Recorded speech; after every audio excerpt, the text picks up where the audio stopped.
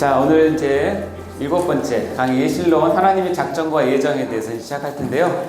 자, 우리 손뼉 치면서 크게 교가 부르고 시작하도록 하겠습니다.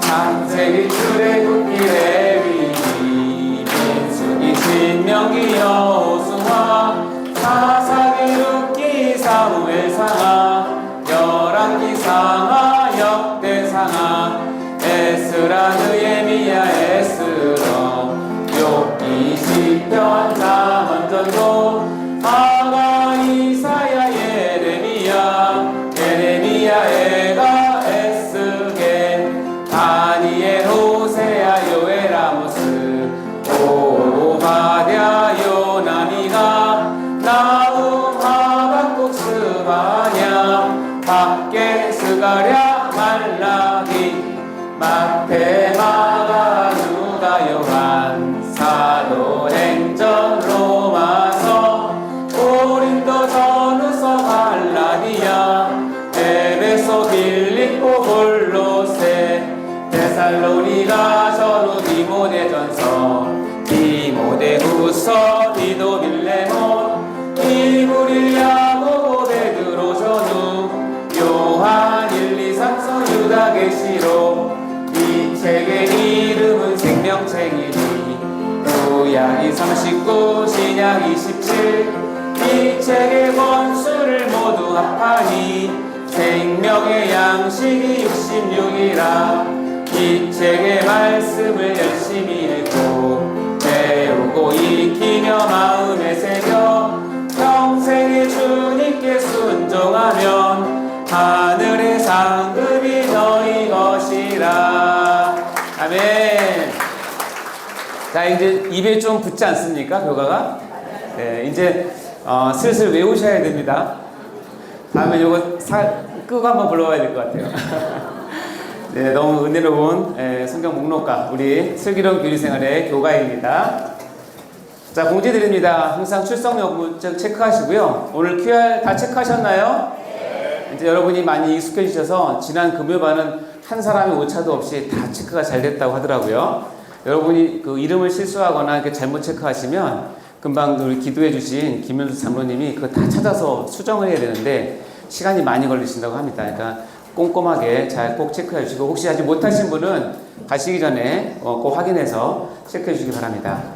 리포트 작성률은 전과 동일한데요. 혹시 못 들으신 강의가 있으시면 리포트를 한 장 정도 내주시면 되고요. 자, 오늘 9교구, 10교구가 오늘 정리 담당이신데요. 혹시 9교구, 10교구 계십니까? 네, 우리 가시기 전에 여기 밑에 바닥이나 이런 거 좀 잘 정리해 주셔서 가시면 감사하겠고요. 금요반 같은 경우는 이걸 다 좀 옮겨야 되기 때문에 시간이 좀 걸리는데 오늘은 그대로 두고 가니까 정리만 잘 해주시기 바랍니다. 들어오실 때 졸음 방지용 캔들을 받으셨습니까? 네, 이거를 23교구 김지영 지사님께서 여러분을 섬기는 마음으로 찬조해 주셨습니다. 네, 그래서 조시면 박수. 네, 이거 물고 조시면 시험 드십니다. 꼭 깨시기 바랍니다. 네, 특별한 광고인데요. 저희가 5강 하나님의 이름과 속성을 우리 관리하신 분께서 실수로 삭제가 되어버려가지고 이 5강을 지금 다시 재업로드 했어요. 그래서 여기 보면 조회수도 아직 저번에 한 400개 됐는데 지금 35회인데 이거 이제 나중에 혹시 필요하신 분들은 전에 링크로 찾아 들어가면 못 찾고요. 지금 여러 전체 공지방에 올려드렸잖아요. 그거를 통해서 들으시면 5강을 들을 수 있습니다. 착오 없으시기 바라고요. 불편 끼쳐드려 죄송합니다. 자, 끝난 다음에 은혜 나눔 꼭 부탁드리고 각 설교방에 여러분이 편하게 여러분의 받은 은혜 소감을 나눠주시면 감사하겠습니다. 자, 오늘은 은혜로운 댓글이 19교구 문인숙 권사님과 4교구 김진선 지사님인데요. 먼저 박수 먼저 하겠습니다. 하다 보니까 이렇게 중복으로 오시는 분이 있는데 어쩔 수 없어요. 저는 이름을 보는 게 아니라 내용상 여러분 꼭 나누고 싶은 내용들을 선택하기 때문에 그런 거니까 양해해 주시고요. 자, 우리 19교구 문인숙 권사님이 쓴 글입니다. 한번 같이 보도록 할까요? 매 예배마다 사도신경을 고백할 때면 때론 습관적으로 기억하는 기도문을 중얼중얼 하고 있는 나를 발견하고 합니다. 사도신경은 삼위일체 하나님을 믿는 거로부터 시작합니다 라는 신앙 고백이라는 말씀을 기억하며 이제부터라도 눈을 크게 뜨고 마음으로부터 진정성 있게 고백하는 시간이 되도록 하겠습니다. 그러면서 근데 눈을 떠도 되는지는 이번에 알았네요. 눈 감고 하셔도 됩니다. 꼭 뜨라는 건 아닌데 감고 하셔도 되는데 좀 어색할 것 같긴 하지만 이것이 맞는 거라 하시니 한번 해봐야겠습니다. 오늘 잘 하셨는지 모르겠습니다. 자, 함부로 정의할 수 없는 삼위일체 하나님을 오늘도 만나길 기도합니다 라고 또 귀한 또 간증해 주셨습니다. 박수 한번 해주시기 바랍니다.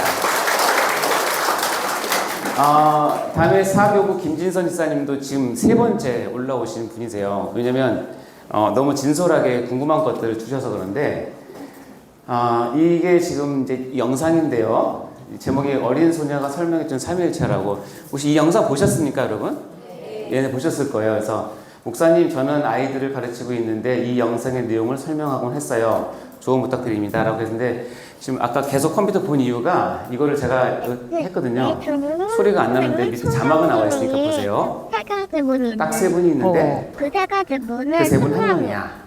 근데 그건 이해하는 게 아니라 있는 거야. 믿는 거야. 네이클로버도 본이 3개가 합쳐져 있는데 하나가 되어 있잖아. 그런 것처럼 예수님, 성령님, 하나님도 한 명인 거야. 엄마가 우리 낳았잖아. 그래서 우리가 태어났잖아. 그때 너 누구야? 너 엄마 아이야? 진짜 낳았어? 막 이러지 않지? 그건 내 엄마야. 그럴 수 있지. 그것처럼 있는 거야. 호랑이를 눈으로 지금까지 못 봤지만 호랑이가 있다고 믿잖아. 그것처럼 그리고 예수님이 눈에 안 보이지만 예수님이 있다고 우리는 믿잖아. 그런 것처럼 있는 거지. 이제 좀 알겠지? 제가 알기로는 지금 한국 교회의 삼위일체를 가장 잘 가르치는 아이라고 저도 예전부터 봤는데, 자, 여러분 이제 공부를 했잖아요. 이거를 보면서 어떻게 생각하십니까? 일단 맞는 것 같아요? 틀리는 것 같아요? 맞는 것 같아요? 틀리는 것 같아요? 맞아요? 오늘 그럼 6강 다시 하겠습니다.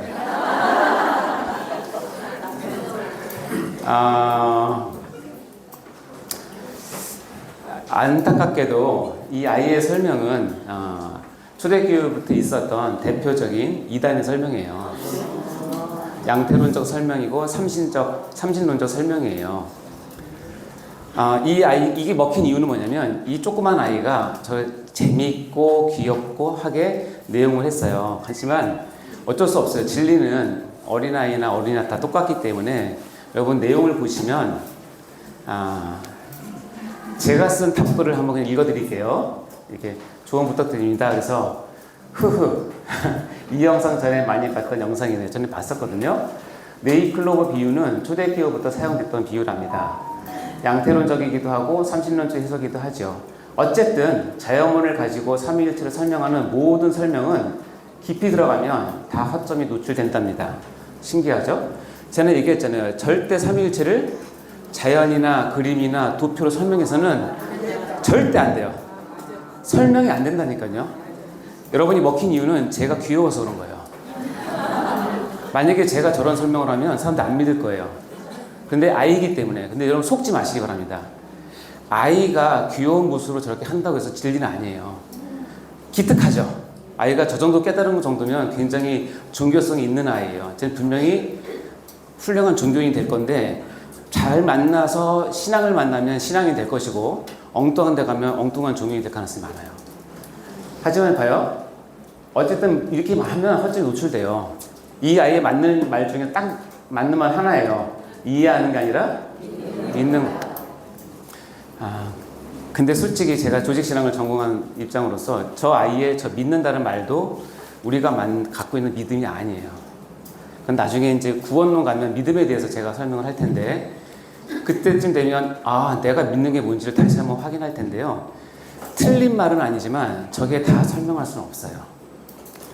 저희 아이들 미안한데 어쩔 수 없죠. 그러니까 우리 진석 집사님께서 네, 저도 오늘 강의 듣고 깨닫게 되었어요, 목사님. 설교 시간에 듣고 집에서는 엄마, 교회에서는 집사님, 직장에서는 선생님으로 설명하기도 했었거든요. 하나하나 제대로 배워 가르쳐야겠다는 생각도 들고 가르치는 게 참 조심스럽고 막중한 책임감을 느끼게 됩니다. 감사합니다. 제가 원했던 거는 이 부분이에요. 성경 말씀을 여러분 가르칠 때 두렵고 떨리는 마음으로 조심해서 하셔야 돼요. 내가 이해했다고, 내가 그걸 안다고 들은 말씀이라고 그게 다 진리가 아닐 수가 있어요. 그러니까 늘 교육자이나 담임 목사님이나 이런 성경 교사에게 확인해 보시는 습관이 필요합니다. 그래서 교사는 당연히 교구의 그 기관에 목사님이 계시니까 이런 걸 꼭 확인해서 해야 될 필요가 있는 거죠.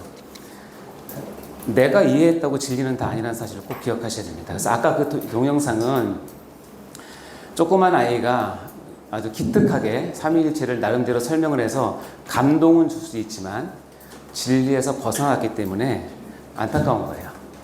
근데 제가 알기로는 저 영상이 한동안 엄청나게 돌았어요. 그게 삼위일체라고 생각을 했고 대단하다고 생각했는데 여러분 지난번에 강의를 들었는데 대답이 이렇게 나오면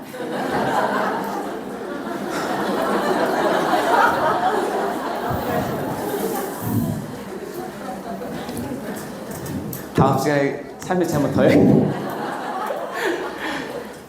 어쨌든 이제 이해되시죠? 네. 자, 복습해 봅시다. 1번 시작.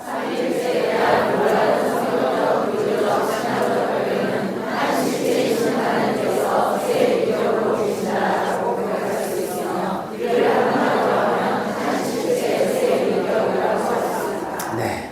한 실체이신 하나님께서 세 일격으로 계신다. 그러니까 저 아이가 나와서 이렇게 했으면 좋겠어요. 삼위일체는 말이야 클럽으로도 안 되고 해도 안 돼. 그거는 한 실체이신 하나님께서 세 일격으로 계신다라고 말할 수밖에 없어. 안 믿어지지 엄마? 믿어야 돼. 이렇게 하면 100점. 끝날 때 한마디 하는 거죠. 한마디로 한 실체 세 일격이야. 그게 정답. 그 이상은 설명할 수 없고 깎을 수도 없어요.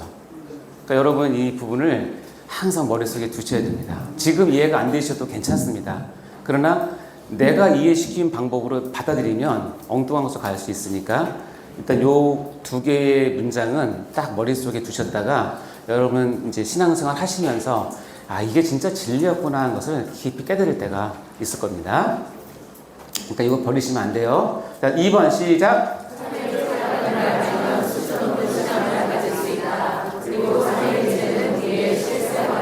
삼위일체는 우리의 실생활입니다. 자, 마지막 3번 나의 구원이 어떻게 되는지를 봅시다.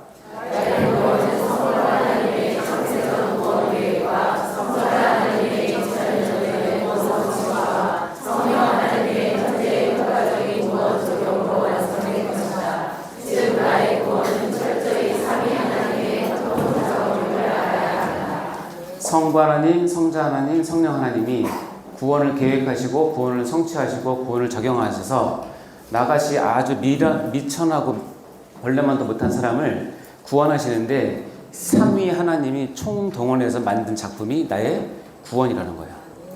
아멘? 뭐 감격스럽지 않습니까?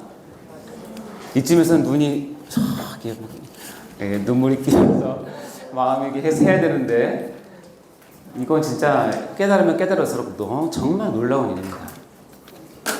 자, 오늘 저희가 달리고 있는 보면 실론인 거 아시죠? 네. 지금까지 우리가 배운 과정입니다. 3월 3일날 개강을 해서 OT와 교리 이해 쭉 했고요.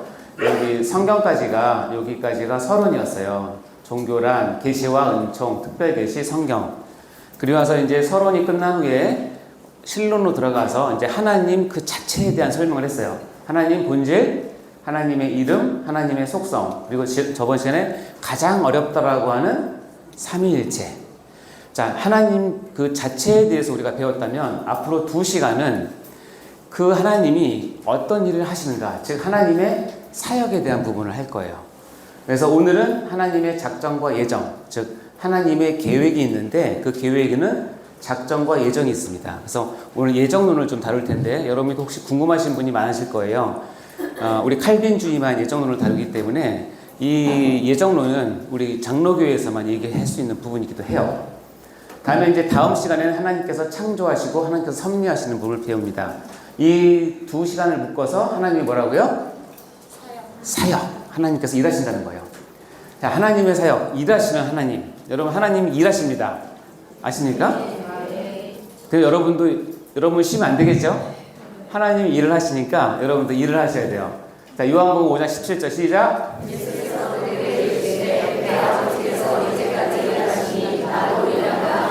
네, 내 아버지 성부께서 일하시니 성자도 일하신다. 그러니 우리도 일을 해야 한다. 자, 하나님의 사역은 크게 세 가지입니다. 첫 번째 하나님의 계획, 두 번째 하나님의 세 번째 이거를 뭐 외울 건 없고 쉽게 생각하면 그렇습니다. 하나님께서 계획을 하시고 그 계획한 것을 실행하기 위해서 창조를 해놓으시고 창조한 것을 다스리고 통치하시고 보호하기 위해서 섭리하시는 거예요. 그러니까 이것이 하나님의 계획과 창조와 섭리는 우리의 삶의 한 맥이라고 생각하시면 돼요. 나를 계획하셨고 나를 창조하셨고 나를 섭리하시는 거죠. 아시겠죠? 하나님이 계획을 하십니다.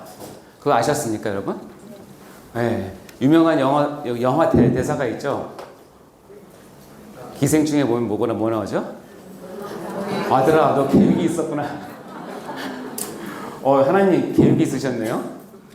하나님은 즉흥적이지 않으세요. 하나님은 절대로 기분 따라서 그때 상황에 따라서 결정하시는 분이 절대 아니시고 하나님은 철저하게 계획을 하세요. 그래서 그 계획이 무엇이냐? 계획을 여러분 좀 어렵게 듣지 마시고 그냥 쉬운 말로 하면 오늘 이 시간은 하나님이 뜻이 무엇인가에 대해서 배우는 시간이에요. 여러분 하나님의 뜻을 많이 찾죠? 하나님 저를 향한 하나님 뜻 알려주세요. 내가 이렇게 할 건데 이 사업을 할 건데 하나님 뜻이 무엇인가요? 또 우리 자녀가 이렇게 할 건데 하나님 뜻이 무엇인가요? 그 하나님 뜻, 그것을 하나님의 계획이라고 생각하시면 돼요. 자, 그러면 하나님의 계획은 크게 두 가지가 있어요. 첫 번째는 뭐예요? 하나님의. 두 번째는 뭐예요? 예정. 하나는 하나님의 작정이라고 하는 계획이 있고 두 번째는 하나님의 예정이라고 하는 계획이 있어요. 이런 단어들이 약간 신학적인 단어이기 때문에 여러분이 처음 들을 때는 좀 어려울 수 있지만 풀어서 얘기하면 다 아는 내용입니다. 하나님의 작정을 쉽게 말하면 뭐예요? 일을 결정하는, 하나님께서 어떤 일을 마음속에 생각 속에 결정하시는 것을 하나님의 작정. 여러분 작정하잖아요. 그렇죠? 근데 3일 가서 문제죠. 작심 3일. 근데 하나님은 작정을 좀 더 배우겠지만 그렇지 않으세요? 그래서 하나님 계획의 중심에는 하나님은 항상 하나님의 작정이 있어요. 쉬운 말로 하면 모든 일에는 하나님의 뜻이 있어요. 그것을 작정이라고 얘기해요. 그래서 엄연히 따지면 우리 크리스찬에게는 우연이라는 없어요. 왜냐하면 우리에게 벌어지는 모든 일은 이미 하나님께서 작정하셨어요. 계획하셨어요. 그래서 우리가 믿는 것을 하나님의 작정을 믿는다라고 얘기합니다. 자, 작정 이해하셨죠? 자, 그러면 예정은 뭐냐? 쉽게 말하면 한번 그대로 풀면 됩니다. 예정은 뭐예요? 미리 정하신 걸 예정이라고 얘기를 해요. 그래서 하나님의 작정의 클라이막스가 예정이에요. 그럼 작정과 예정은 뭐냐? 엄밀히 따지면 예정은 작정 가운데 아주 특별한 부분을 예정이라고 그래요. 어디에 쓰는 말이냐면 우리로 따지면 우리의 구원, 우리의 인생 전체를 다룰 때 하나님께서 예정이라고 얘기했어요. 미리 정하셨다. 그리고 작정은 창조부터 시작해서 어떤 일을 이루시는 것, 어떤 계획을 하시는 것, 사건을 하시는 그 모든 것을 작정이라고 하고, 그래서 그 작정의 가장 핵심부, 가장 클라이막스에는 뭐가 있다? 하나님의 예정이 있어요. 예정이라고 들어보셨습니까? 여러분 예정론을 한번 설명 들어보신 적 있나 모르겠어요. 자, 예정하고 우리가 믿는 예정론하고 이 운명론하고는 다릅니다. 달라요. 저희 할아버지 할머니 때는 결혼을 그렇게 하셨잖아요. 얼굴도 안 보고 부모님이 정하면 그것이 내 운명이다, 숙명이다 생각하고 신혼 첫날 지내야 자기 배우자의 얼굴을 보는 그런 시대도 있었어요. 요즘이 그런 사람이 어디 있어요, 그렇죠? 근데 그거는 이제 운명론이죠. 정해졌다는 거예요. 제가 여기서 이런 걸 들고 이런 강의를 하려고 하고 있는 것이 예정이 되어 있을까요? 예정. 여러분이 이 자리에 지금 정말 어려운 시간을 내서 정말 금쪽 같은 시간을 내서 이 자리에 앉아 계신데 그것이 예정이 되어 있을까요? 예정. 됐습니까? 네. 그럼 제가 여러분 딱 보는 순간 저분 좋네? 내가 기분 나빠서 나가면 그건 예정입니까? 개성. 그건 개성입니까? 맞아요. 개 같은 성질이죠. 어떻게 하셨지? 저도 개성 있습니다. 예정을 많은 사람이 오해를 해서 이렇게 얘기해요. 내가 이 자리에 이걸 들고 강의를 하다가 이 타임에 이거를 열어서 물을 한번 먹는 게 예정되어 있다. 그건 아닌 것 같아요. 여러분의 직업을 지금 갖는 것이 예정되어 있다. 여러분이 지금 여러분 배우자 만나는 게 예정되어 있다. 그건 예습니까? 김진애 장로님은 옆에 계신 계속 눈치를 보고 어떻게든지 권사님 마음을 맞춰드리기 위해서 그러나 진리는 진리니까 이 질문을 제가 할게요. OX 퀴즈입니다. 우리 인생은 하나님의 예정 속에 있다. OX. 우리의 생활은 하나님의 예정 속에 있다. 왜? 느낌상? 맞았어요. 여러분 정답 맞췄어요. 우리의 인생은, 여기서 인생이라는 단어는 내가 하는 하나하나의 삶을 얘기하는 것이 아니라 나를 향하신 하나님의 깊은 뜻, 특별히 나를 하나님의 백성으로 삼는 구원에 관계된 부분에서는 철저하게 예정되어 있어요. 그것을 우리가 믿는 걸 예정론이라고 얘기를 하고, 그러나 이 예정된 사람이 어디 가서 무슨 밥을 먹던, 어떤 직업을 선택을 하던, 어떤 배우자를 만나던, 그것은 어느 정도의 어떤 하나님의 인도하심이 있지만 그것을 예정에 있다고 얘기하지 않아요. 왜냐하면 예정은 내가 바꿀 수가 없어요. 그건 하나님의 고유 권한이에요. 이해되시죠? 생활은 하나님께서 이렇게 했으면 좋겠다고는 가이드는 주지만 내가 마음대로 할 수 있어요. 얘기했잖아요. 이렇게 하고 있다가 어느 집사님 조는 걸 보고 극심하게 시험 들어서 바로 난 나가버리면 개 같은 성질이죠. 그걸 예정이라고 안 그래요. 그렇죠? 이제 예정 아시겠죠? 그러니까 작정 가운데 예정이 있는데, 예정은 이제 뒤에 보겠지만 예정은 특별히 우리의 구원, 즉 하나님과의 관계된 부분을 하나님께서 정하신 것을 예정이라고 얘기하고, 작정이라고 하는 것은 우리가 알기 쉽게 하면 하나님의 뜻이에요. 나를 향하신 하나님의 뜻, 슬기로운 교리 생활을 이렇게 성대하게 베푸신 하나님의 뜻, 여러분의 직장에 대한 하나님의 뜻, 여러분의 자녀를 기울면서 보내시는 하나님의 뜻, 이런 것들이 다 하나님의 작정 가운데 있어요. 자, 하나님의 작정을 어렵게 생각하지 마시고 모든 것을 향하신 하나님의 뜻이 무엇인지 내가 배우는 거예요. 아시겠죠? 자, 그러면 제가 보겠습니다. 이 작정과 예정을 합쳐서 뭐라고 그런다고 했죠? 하나님이 뭐라고? 계획이라고 그랬죠. 제가 동탄에 있을 때 제가 같이 일하던 직원이 10명이었고 이곳에 와서는 한동안 25명이었어요. 직원이. 그러니까 여러 직원을 제가 만나보게 되는데 쉽게 말하면 마음에 드는 직원과 마음에 안 드는 직원이 있어요. 네. 마음에 드는 직원과 마음에 안 드는 직원의 차이가 뭘까요?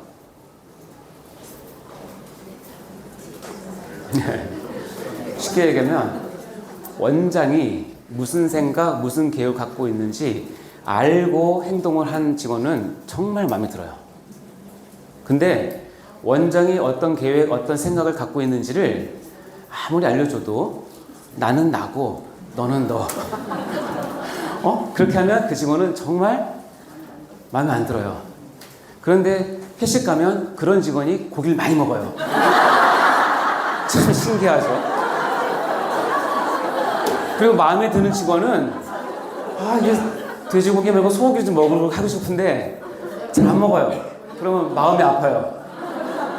그게 여러분 원장으로서 내 계획을 알고 따르는 직원과 모르고 지멋대로 따르는 직원이 그렇게 극명하게 차이가 난다면 하나님이 계획을 갖고 계신데 여러분이 하나님의 계획을 알고 따르는 것과 하나님의 계획을 모른 채 아니면 무시한 채 심지어는 모른 척하면서 여러분 마음대로 사는 것은 하나님 입장에서 보시기에는 엄청나게 큰 차이예요. 특히 대기업에 다니신 분들, 큰 회사에 다니신 분들 알 거예요. 사회생활을 어떻게 합니까? 일단 자기 위에 상사의 눈치를 보죠. 그리고 좀 더 뛰어난 사람은 그 위 단계 상사의 어떤 계획을 갖고 있는 걸 봅니다. 그리고 정말 엑설런트한 사람은 이 회사의 회장님이 무슨 생각을 갖고 있는지를 염두에 두고 생활을 해요. 그래야 그 사람이 사회생활에서 뭐예요? 성공하는 거예요. 왜? 나를 주관할 수 있는 그분의 계획이 있단 말이죠. 나는 회장님의 계획은 지금 A라는 곳으로 가기 원하는데 자기가 혼자 좋아서 B로 가버리면 아무리 거기서 열심히 해도 인정받을 수 없어요. 하나님의 계획은 딱 정해져 있고 오늘 이제 배우겠지만 이렇게 돼 있는데 이걸 계획을 다 무시하고 나는 하나님의 계획은 오로지 나의 유익과 나의 편리와 나의 재능과 나의 어떤 부귀를 위해서만 써먹으면 하나님이 정말 서운하시죠. 그래서 오늘 배우는 이 하나님의 계획, 하나님의 뜻은 여러분이 반드시 알고 계셔야 되고 이것은 새로운 것이 아니라 이미 있는 것이지만 여러분이 그동안 무시하면서 살아왔기 때문에 우리의 최고 CEO가 되시는 우리 교회의 최고 회장님이 되시는 하나님이 계획과 뜻이 무엇인지 이 시간에 여러분이 꼭 아셔야 돼요. 그리고 우리 CEO이신 하나님이 이런 스타일로 계획하시고 이렇게 이끄시는구나 하는 것을 여러분이 깨달으면 거기에 맞춰서 신앙생활을 하셔야 돼요. 그래야 어떻게 해요? 여러분이 회식 자리에 가서 고기 많이 먹어도 회장님이 좋아하세요. 눈치 없이 그냥 실컷 먹는데 마음에 안 드는 직원이 막 먹으면 힘들어요. 자꾸 본전 생각나고. 제 경험도 아닙니다. 자, 그럼 작정을 좀 알아볼까요? 작정에는 하나님께서 마음을 정하신 거예요. 근데 우리가 속성에도 얘기했지만 하나님께서 우리에게 허락하신 속성이 있고 하나님만 갖고 싶은 속성이 있죠. 공유적 속성과 비공유적 속성. 여러분이 다 처음 듣는 것처럼 해주셔서 너무 신납니다. 똑같이 하나님의 작정, 하나님의 마음을 딱 계획할 때는 노터치, 이건 내 거야. 내가 계획하고 내가 할 거고 이거는 나만 하는 거야 라고 하는 것이 허락되지 않는 작정이라고 그래요. 이것을 뭐라고 하냐면 하나님의 고유 권한에 속한 작정이에요. 그러니까 이 작정을 넘보면 이 작정에 대해서 여러분이 좌지우지 해달라고 기도해봐야 소용없어요. 하나님은 절대로 그렇게 안 하세요. 그러나 이 허용되지 않는 작정, 그 많은 가운데 어느 한 부분은 우리에게 허락된 작정이 있어요. 이것은 뭐냐면 인간의 뭐를 보장하는 자유의지를 인정해주는. 예를 들자면 허락되지 않는 하나님의 고유 권한에 속한 작정. 여러분이 태어날 때 부모를 선택했습니까? 아니죠. 선택했다면 여러분 지금 한 사람도 부모의 예산은 없겠죠. 죄송합니다. 네. 여러분이 태어나는 날 선택했습니까? 죽는 날도 선택할 수 있습니까? 생명에 관계된 모든 것은 하나님께서 하나님 고유 권한에 두셨어요. 남녀 성별도 마찬가지고. 근데 인간의 자유의지를 보장하는 거는 뭐냐면 우리가 자유롭게 선택을 해요. 근데 그 범위가 어디냐면 하나님의 허락되지 않는 작정을 벗어나지 않는 범위에서 하나님이 허락된 작정을 침해하지 않는 범위에서 하나님께서 마음껏 하라고 얘기해요. 내가 무엇을 먹고 무엇을 마시고 어떤 옷을 입고 이것은 여러분이 편하신 대로 하세요. 우리 세례대교회 와서 제가 깜짝 놀란 거는 제가 지금까지 많은 신앙생활을 했지만 교회에서 한 번도 이렇게 여러분 네일 아트라든가 성형이라든가 이런 거에 대해서 관심 갖는 교회가 없어요. 깜짝 놀랐어요.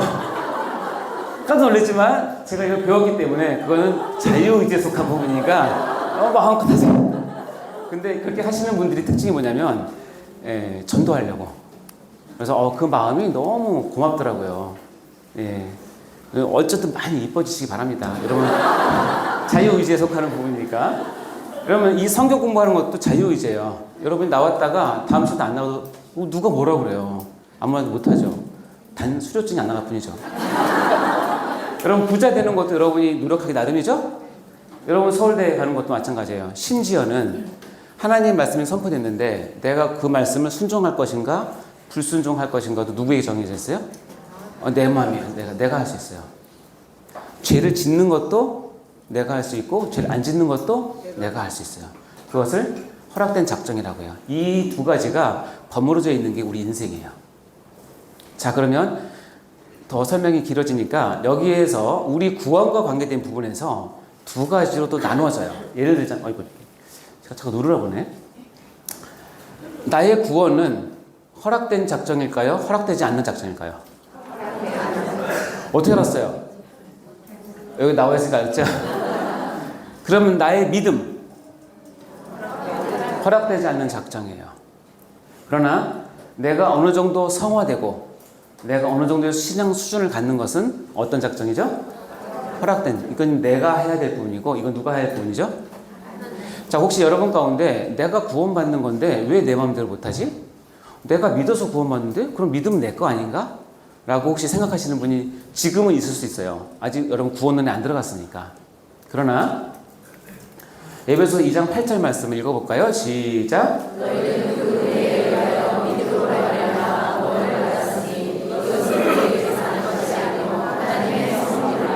여기 노란색으로 표시된 네 개의 단어는 동일어예요. 동일어. 은혜, 믿음, 구원, 선물. 이 네 개의 단어는 동일어예요.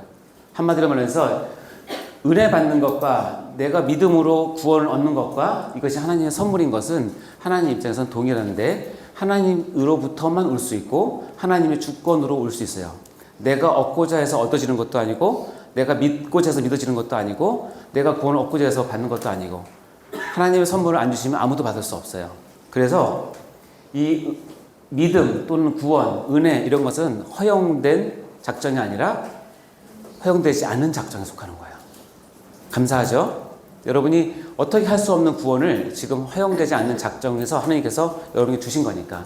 그러나 이런 구원을 받은 사람이 예를 들자면 이렇게 하면 되겠다.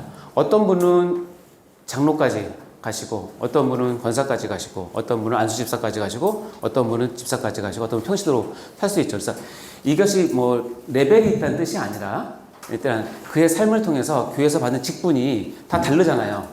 그럼 교회에서 그런 직분을 줄 때는 뭘 보죠? 그 사람의 신앙 레벨을 보죠. 얼마나 열심히 있는가, 얼마나 순전한가, 얼마나 하나님을 사랑하는가, 얼마나 교회를 사랑하는가, 얼마나 담임 목사님을 사랑하고 따르는가 이걸 다 따져서 자격이 되시는 분한테는 장로 안수 시키고 안수 집사 세우고 그렇죠?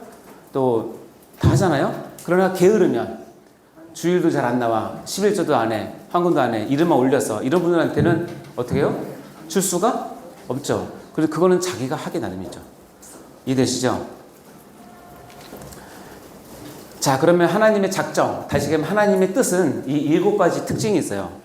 자, 여러분이 각자 하나님의 뜻을 다 찾을 거라고 생각해요. 여기 모이신 250명, 260명 전부가 나름대로 하나님 뜻을 다 파악하려고 하고 알려고 해요. 좋아요. 여러분의 삶은 다 다르기 때문에 동일하게 할 수는 없겠지만 하나님의 뜻이라고 얘기할 때는 공통 분모가 있는데 하나님의 뜻은 이런 특징이 있구나 하는 것을 아셔야 여러분 개인의 하나님의 뜻을 찾을 때도 여기에 준해서 찾으셔야 돼요. 이해되시죠? 자, 그러면 첫 번째는 뭐예요? 하나님의 작정은 신적 지혜를 기초로 한다. 하나님의 작정은 영원적인 것이다. 하나님의 작정은 효과적이다. 하나님의 작정은 하나님의 작정은 하나님의 작정은 하나님의 작정은 예, 이것이 하나님의 뜻, 하나님의 작정의 특징이에요. 자, 일단 첫 번째 볼까요? 하나님의 작정의 특성 가운데 근거는 뭐냐면 하나님의 작정은 신적 지혜를 기초로 한다. 다른 말로 하면 하나님 절대 주권에 속한 부분이다 라는 뜻입니다. 그래서 늘 나오죠? 이분 뭘 기억하라고요? 네. 여러분이 그렇게 안 하면 뭐라 그러는데 얘가? 내 마음이다 이런 거죠.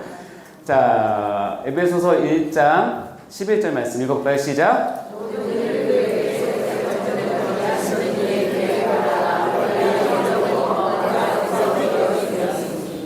이 한 구절에 오늘 배울 거 다 나와요. 모든 일을 그의 뜻의 결정대로. 누가 결정한다고요? 여기 모든 일이죠. 여러분이 갖고 있는 모든 일, 그것이 좋은 일이든 나쁜 일이든 여러분 이해되던 이해되지 않던, 지금이 있던 없던 앞으로 되던 되지 않던 모든 일은 하나님의 뭐대로 결정대로 하시되 그분이 어떻게 해요? 계획을 세워서 그리고 해서 그 얻기 위해서 뭘 한다? 우리에게 예정을 입히고 뭘 준다? 그 안에서 기업이 다른 말로 하면 구원시킨다는 뜻이에요. 자, 이것이 하나님께서 하시는 일이에요. 사역이에요. 하나님께서 이런 일을 하십니다. 그래서 모든 것은 그의 결정대로 절대 주권을 가진 그분이 신적 지혜를 기초로 하나님의 뜻을 세우십니다. 믿으십니까? 그러니까 하나님의 뜻이라고 생각하면 여러분 모든 것을 걸고 따르셔야 돼요. 그것이 여러분이 마땅히 하나님을 존중하는 자세입니다. 자, 로마서에 보면 사도 바울이 이런 고백을 전에 한번 읽었던 말씀인데요. 11장 33절 34절 시작. 그리스도가 하나님의 지혜와 지식에 풍성하며 그의 판단은 헤아리지 못할 것이며 그의 길은 찾지 못할 것이로다. 누가 주의 마음을 알았느냐? 누가 그의 모사가 되었느냐? 이 하나님의 작정에 관계된 뜻과 관계된 것은 지혜와 지식, 그의 판단, 그의 길은 우리가 헤아릴 수도 없고 너무 깊고 웅장하고 우리의 짧은 머리로는 다 헤아릴 수 없습니다. 그 부분을 여러분께서 살면 사실수록 하나님과 상대하면 상대할수록 정말 그렇구나. 내가 하나님 앞에서 정말 벌레만도 못하고 정말 모래알만도 못한 그런 존재였구나. 그런데 나를 이렇게 사랑하시는구나 하는 것을 느끼시면 됩니다. 어떤 하나님의 작정은 신적 지혜를 기초로 한다. 아멘? 네. 하나님의 작정은 영원적인 것이다. 자, 에베소 1장 4절 말씀 시작.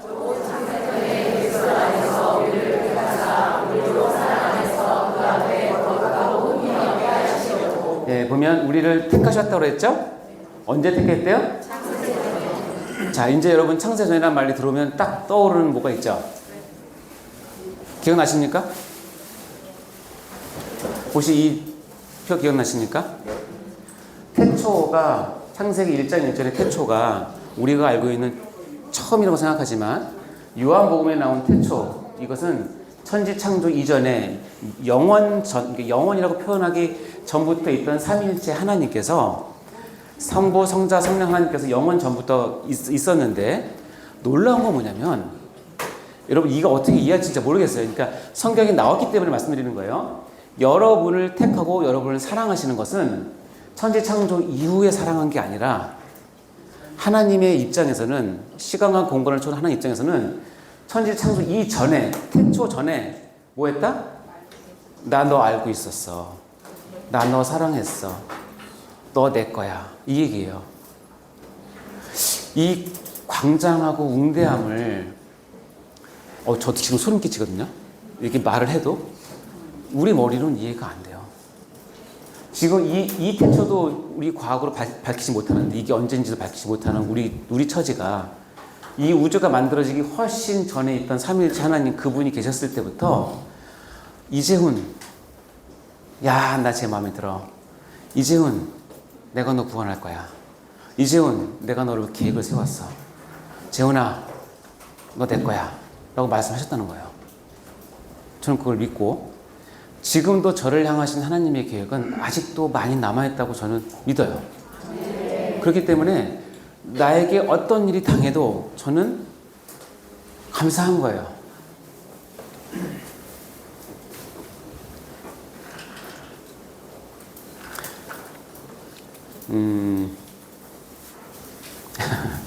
해야 되나? 유익을 위해서 제가 2002년도에 개업을 했어요. 2002년도 월드컵이 2002년 맞죠? 네, 그때 가을에 개업을 해서 작년 여기 오기 전까지 한 번도 병원 매출이 줄은 적이 없어요. 저를 담당하는 세무사가 깜짝 놀래요. 자기가 거래한 그 병원이 300개 되는데 원장님처럼 계속 올라가는 병원이 없고 다들 힘들다고 하는 그때도 더 올라가고 막 그랬으니까. 그래서 저는 늘 하나님께 감사했고 하나님께서 하셨다고 하지만 제 마음 한구석에 그래도 내가 좀 하는구나 이렇게 생각했었나 봐요. 여기 와서 그게 아니었구나 하는 것을 깨닫게 됐어요. 그래서 올해 1, 2, 3월은 여러분 아십니까? 저공비행이라고? 통장 잔고에 저공비행. 진짜 월급 주고 나면 한 몇십만 원 안 넣는? 그래서 집에 생활비도 잘 못 줄 수 있는 그런 상황이 한동안 지속이 됐어요. 그걸 겪으면서도 힘들었죠. 당연히 뭐 오너니까 힘들고요. 처음에 이해가 안 됐죠. 근데 나중에 깨달은 게 뭐냐면 이게 그동안 해왔던 게 내가 한 게 아니었구나. 아니었기 때문에 하나님께서 그동안 해오셨는데 그러면 지금 왜 이렇게 하실까? 분명히 하나님이 뭐가 있다? 계획이 있고 분명히 뜻이 있다. 그것을 알게 되니까 이거를 즐기게 되더라고요. 왜냐하면 나중에 기독론에 가면 배우겠지만 예수님의 비하의 신분이 죽음까지 갔기 때문에 예수님은 다시 승기로 하나님의 보좌 우편에 앉는 최고까지 올라갈 수 있어요. 공식이 뭐냐면 하나님 앞에서 가장 낮아지면 어떻게 해요? 하나님께서 가장 높이 세우세요. 그럼 나는 지금 하나님께 낮추는 때인가 보다. 그러면 그걸 즐기는 거예요. 어떻게? 감사함으로. 근데 그 근거는 뭐냐면 하나님의 이 계획은 영원 전부터 있었고 지금도 있으시고 앞으로 나의 모든 삶을 하나님의 계획 가운데 이끄실 거라는 믿음이 저에게 주셨기 때문에 그걸 붙잡는 거예요. 아멘? 여기 보면 하나님이 우리를 구원하사 거룩하신 소명으로 부르심은 우리의 행위대로 하심이 아니요 오직 자기 뜻과, 이것은 아까 얘기했던 절대 조건이죠. 어때요? 영원 전부터 그리스도 예수 안에서 우리에게 주신 은혜로 하심이 낫다. 얘기를 하는 거예요. 하나님의 뜻을 이렇게 깨닫기 시작하면 여러분 일희일비하지 않아요. 여기서 조금 좋다고 막 했다가 또 조금 떨어지면 또 떨어지고 하나님 있네 없네 막 그럼 하나님께서 웃으세요. 난 영원 전부터 있었는데. 하나님은 그렇게 취급받으신 하나님이 아니라 그 하나님을 우리가 뭐예요? 알고 믿고 인정해야 돼요. 자, 하나님의 작정은 뭐다? 다른 말로 얘기하면 뭐다? 틀림없이 믿습니까 여러분? 네. 하나님의 고집과 여러분의 고집이 딱 맞붙었다고 생각되는 그 순간 여러분은 잽싸게 뭘 해야 되죠? 여러분의 고집을 꺾어야 돼요. 제일 미련한 사람, 내가 반드시 하나님 고집 꺾어버리라. 제일 미련한 사람이에요. 하나님은 영원 전부터 갖고 계신 계획을 반드시 이루세요. 여러분이 인정하지 않던 반드시 이루시기 때문에 그 고집이 딱 부딪혔을 때는 내 고집을 꺾는 것이 현명하지, 끝까지 버티다가 하나님 고집을 꺾으려고 하다가 허리 꺾어집니다. 자, 시편 34편 11절 시작.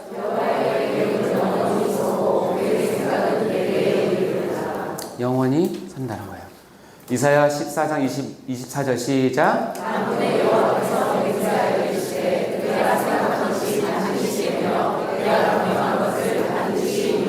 네, 내가 생각한 것은 뭐예요? 반드시. 내가 경영한 것을 뭐예요? 반드시. 네, 그러니까 하나님의 계획은 반드시 이루세요. 믿습니까? 하나님의 작정은 불변적이에요. 이랬다 저랬다 하지 않고 하나님 한번 세우신 뜻은 반드시 이루세요. 그리고 안 변하세요. 그러니까 하나님 변하게 해달라고 하면 곤란합니다. 자, 욥기 23편 13, 14절 읽어볼까요? 시작.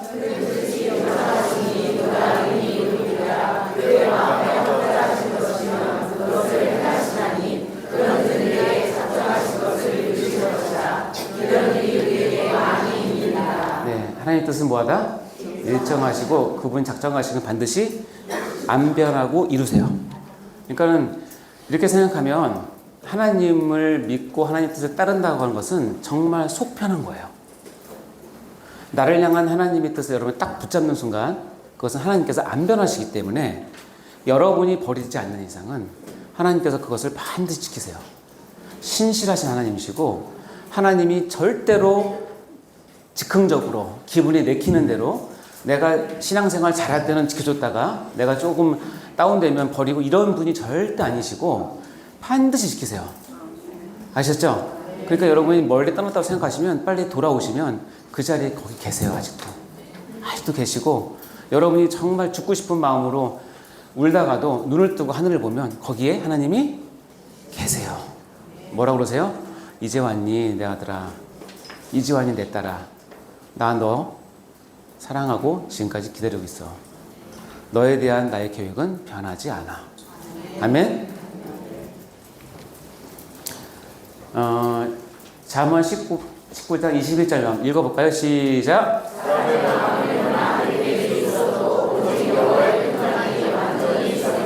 자, 여호와의 뜻만이 완전히 선다라고 하는 이 구절에 대조가 되는 게 뭐냐면 사람의 마음에는 많은 뭐가 있어도 계획이 있어. 그러니까 사람의 마음에 있는 많은 계획은 종잡을 수 없다는 뜻이에요. 그리고 완전히 서지도 못한다는 거예요. 어떤 거는 서겠지만 어떤 건 실패하고 섰다고 생각했는데 망하기도 하고 그렇죠? 종잡을 수 없는데 오직 여호와의 뜻만이 뭔다? 완전히 서고 완전히 이룬다는 거예요. 그러니까 하나님의 뜻과 하나님의 계획을 내가 캐치하고 붙잡고 있는다는 것은 여러분 이 지구가 멸망하기 전까지는 여러분 걱정 없이 하나님 믿으시면 돼요. 아멘? 작정은 뭐다? 밑에 설명을 보면 어떻게 되어 있어요? 어떠한 외부 환경에 있어도 좌우되지 않는다. 하나님의 작정은 어떻게 되냐면 딱 세우시면 바깥에 어떤 상황이 온다고 할지라도 절대로 못 이루어지는 게 아니라 그것을 뛰어넘어서 그것을 이용해서 그것을 딛고 하나님의 작정은 무조건적으로 이루어진다라는 의미예요. 사도행전 2장 23절 시작.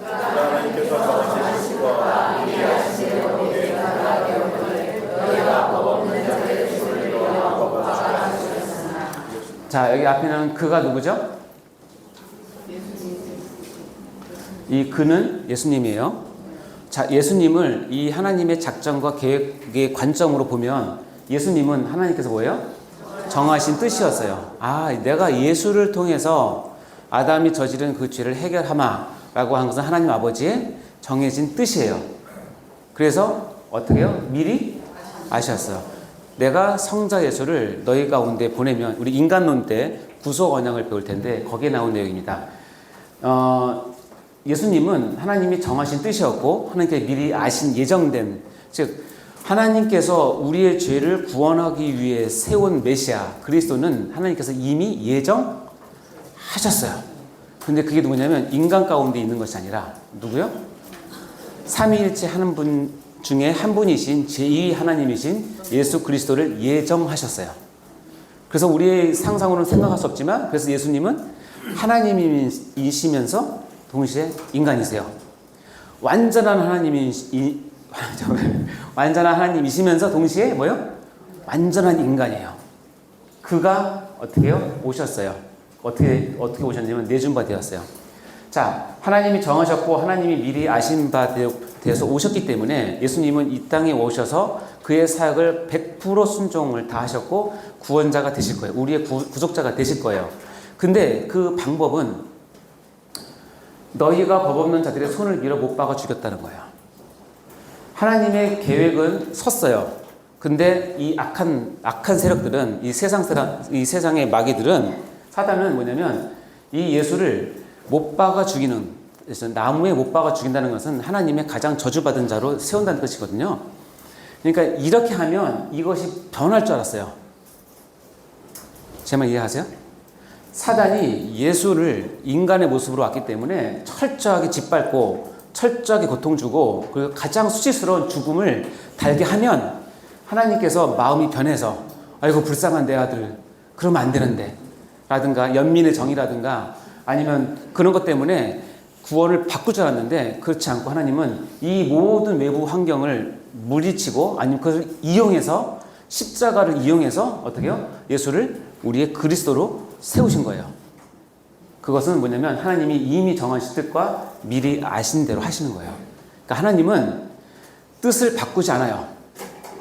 자기 아들을 죽일 때까지도 안 바꾸세요. 여러분이 뜻을 세웠어요. 내가 내 아들 죽는 거 내 눈을 볼 때까지도 내가 안 바꾼다고 하면 그 뜻은 굽히겠어 안 굽히겠어요? 제 아들 종건이 진건이가 있는데 내가 두 아들을 내 눈앞에서 죽는 한이 있더라도 내가 이것을 안 바꿔 라고 마음을 먹었다면 어떤 외부적인 환경이 오더라도 그 바꾸겠어 안 바꾸겠어요? 안 바꾸지. 내 사랑하는 아들이 죽는 것까지도 내가 감내하면서 이 뜻을 세우겠다는 건데 그건 뭐냐면 하나님이 여러분을 사랑하셔서 여러분을 살아서 구원하고 싶은 마음이 있으신 거예요. 사랑의 하나님. 근데 공의가 있으시니까 여러분의 더러운 죄를 그대로 두고 할 수 없는 거죠. 그러니까 어떻게 해요? 내 아들 예수가 죽는 것까지도 내가 뭐 하면서 보면서 참으면서 내가 너를 사랑한 그 계획과 그 뜻을 절대 안 바꿔. 멋진 고집이죠. 정말 하나님 멋진 분이에요. 나를 얼마나 사랑하시면 예수 그리스도를 죽일 때까지도 눈 껌뻑 안 하시고 나를 바라보시면서 참으시는 거예요. 예수가 내 죄를 뒤집어 쓰고 죽을 때까지.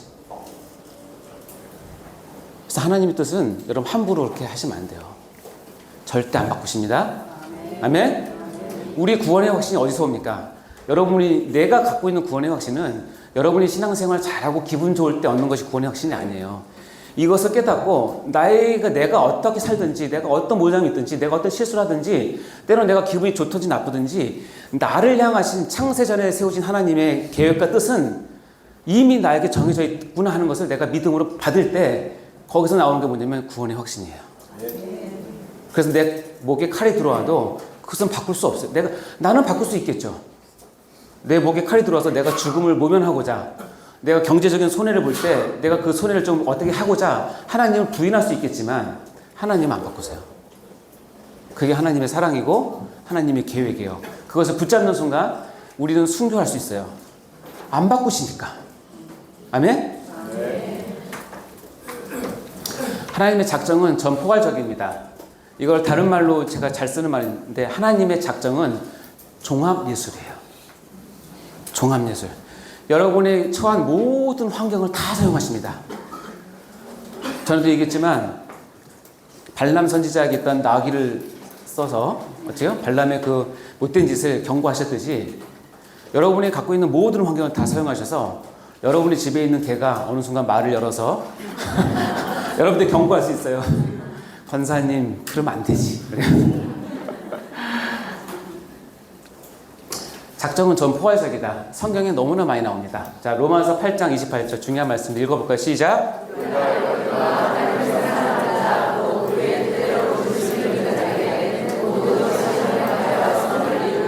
이렇게 하나님의 계획이 선 사람은 여러분 안심하십시오. 여러분이 당하는 모든 일을 통해서 반드시 선을 이루세요.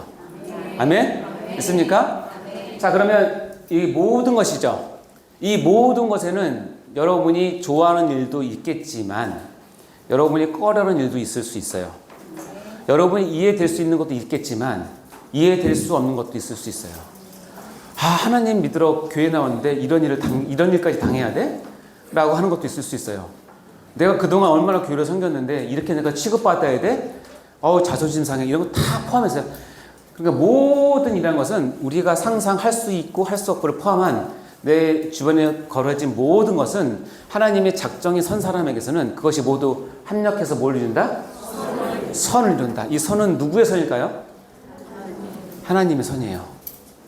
내 선이 아니라 하나님이 보시기에 심히 좋았다라고 하는 그 선을 얘기하는 거예요. 나를 통해서 나의 모든 환경을 통해서 나의 모든 일을 통해서 선을 이루시면서 야 내가 재훈이를 보니까 심히 보기 좋구나 이렇게 얘기하시는 거예요. 그런 음성 듣고 싶지 않으세요? 자, 여러분의 이름을 넣어서 내가 자기 이름을 넣으세요. 누구를 보니 참 좋구나. 시작. 내가 여러분 그 하나님의 짧은 나지막한 그 한 음성을 여러분이 천국에서 듣고 싶으시면 모든 것이 합력할 때 저항하지 마세요. 하나님께 맡기세요. 아시겠죠? 이것만 정말 이해할 수 없는 왜 여러분 인생을 살면서 왜 이해할 수 없는 일이 얼마나 많습니까? 지금도 많은데 지금 메디컬 처치에 들어오는 기도 제목을 보면 저도 이해가 안 되는 게 너무 많은데 왜 이 애한테, 왜 이 청년한테, 왜 이 집사님, 이 권사한테 이런 일이 벌어질까? 이렇게 열심히 하시는데 교회 나오기 전까지 멀쩡히 잘 살았는데 교회 나와보겠다고 오는 순간 왜 병이 와서 입원을 해야 되고 수술해야 돼요? 이해가 되십니까? 이해가 안 된다고 하나님을 거절하시면 안 되고 그럴 때일수록 뭐요? 모든 것이 합력해서 하나님의 선을 이루는 것에 여러분을 들이시면 돼요. 그렇게 낙심 있는 사람을 이렇게 세우셔서 하나님 앞에 세우시면 됩니다. 아시겠죠? 하나님의 작정은 보다 전포괄적이에요. 자, 창세기 50장 요셉의 고백이죠. 시작.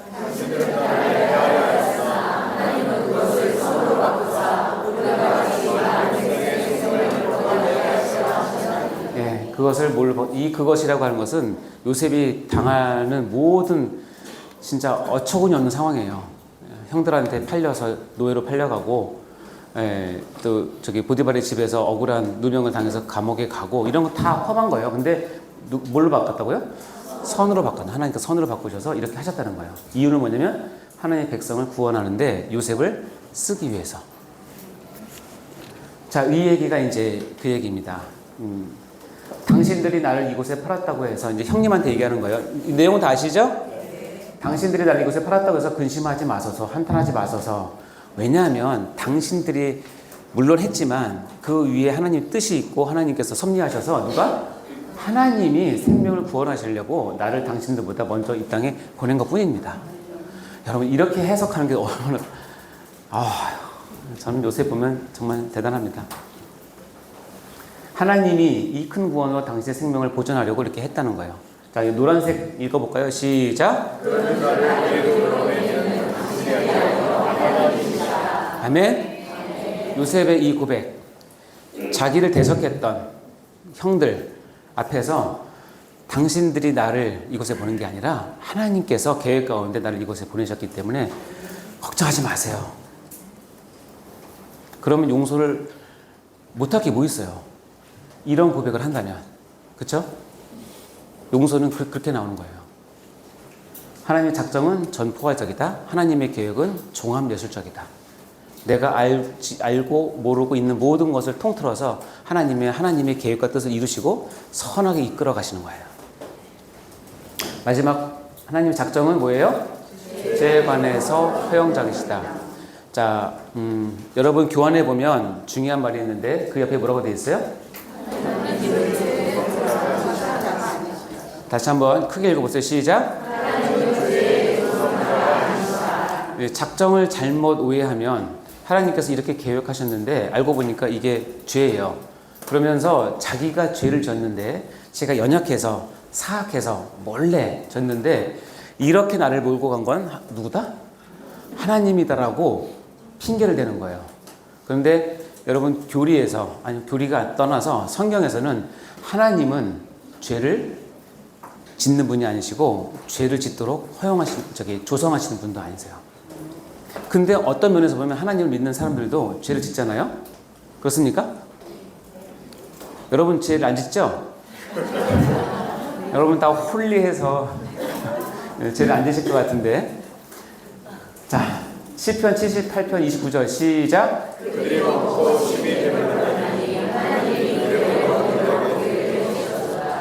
때로는 하나님께서, 저는 이것도 하나님의 독특한 또 하나의 사랑 표현인데, 자기 백성이 죄를 지을 수밖에 없는 상황인데 하나님 판단하시기에 자기 백성이 죄를 짓는 상황이 너무나 연약하고 불쌍해서 그것을 어떻게 하시냐면 허용하세요.